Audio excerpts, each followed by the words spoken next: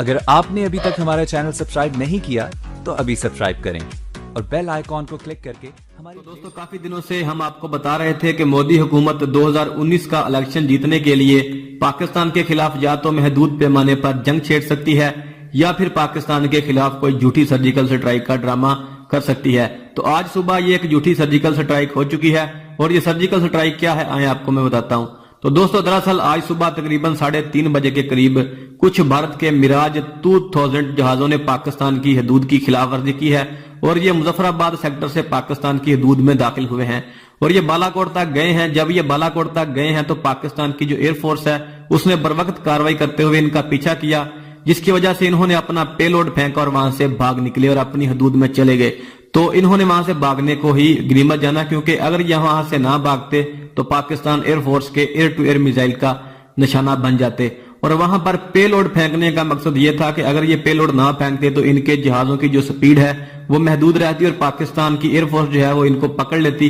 اس لیے انہوں نے پے لوڈ پھینکا اور اپنے جہازوں کی سپیڈ بڑھائی اور وہاں سے بھاگ نکلے۔ تو اس پے لوڈ کے پھینکنے سے کچھ پاکستان کے ٹری جلے ہیں اور کچھ تھوڑا سا زمین کو نقصان پہنچا ہے، لیکن major general D G I S P R major general Asif Ghafoor صاحب کے مطابق نہ تو کوئی جانی نقصان ہوا ہے اور نہ ہی پاکستان کا کوئی مالی نقصان ہوا ہے۔ تو اسی حملے کا ایک دوسرا رخ بھارتی میڈیا میں دکھایا جا رہا ہے، اور جو مودی حکومت نے بھارتی میڈیا کو سکرپٹ لیک کر دی ہے، سیم وہی سکرپٹ بھارتی میڈیا میں دہرائی جا رہی ہے۔ تو دوستو مودی کی دی گئی سکرپٹ کے تحت بھارتی میڈیا اپنی عوام کو یہ بتا رہا ہے کہ صبح 3:30 بجے کے قریب بھارت کے میراج 2000 جہازوں نے پاکستان میں بمباری کی ہے، جس کے نتیجے میں جیش محمد کے جو ٹیرر کیمپ ہیں ان کو نشانہ بنایا گیا ہے۔ تو بھارتی میڈیا کے مطابق یہ جو میراج 2000 تھے یہ 1000 kg وزنی بموں سے لیس تھے جو جیش محمد کے کیمپوں کے اوپر گرائے گئے ہیں۔ تو دوستو یہی گولی تھی جو مودی نے اپنی عوام کو دینی تھی، اور یہ گولی اب مودی اپنی عوام کو دے رہا ہے، اور بھارتی میڈیا پورے طریقے سے بھارتی ایئر فورس کی فضیلت بیان کرنے میں لگ جائے گا،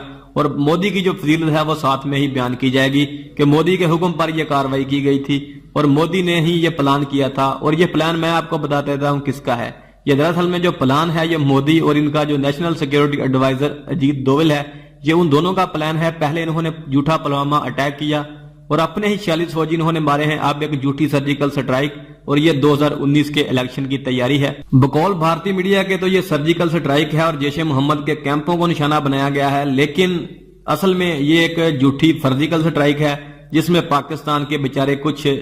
درختوں کو شہید کیا گیا ہے۔ تو دوستو یہ ایک جھوٹا ڈرامہ بھارت کی طرف سے سامنے آ چکا ہے، اور اب اس کو دیکھیے گا بھارتی میڈیا اس کی بڑی فضیلتیں بیان کرے گا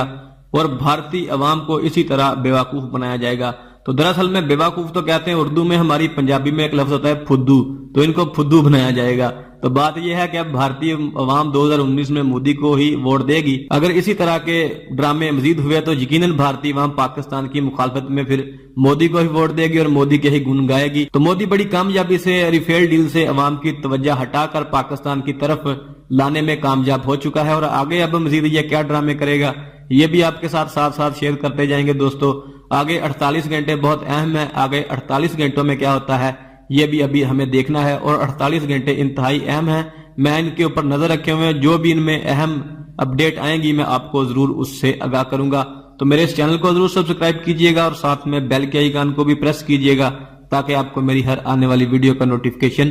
ٹائم پہ اور بر وقت ملتا رہے۔ اللہ حافظ، پاکستان زندہ باد۔